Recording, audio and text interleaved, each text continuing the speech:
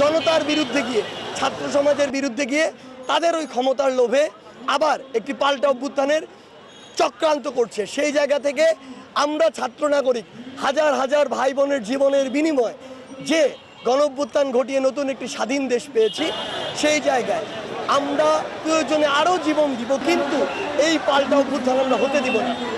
সেই জায়গা থেকে আমাদের আজকের এই অবস্থান কর্মসূচি। আমরা জানতে পেরেছিলাম 15 আগস্টকে ঘিরে তারা এমন একটি চক্রান্ত করছে, এই জন্য আমাদের রাস্তায় নামা।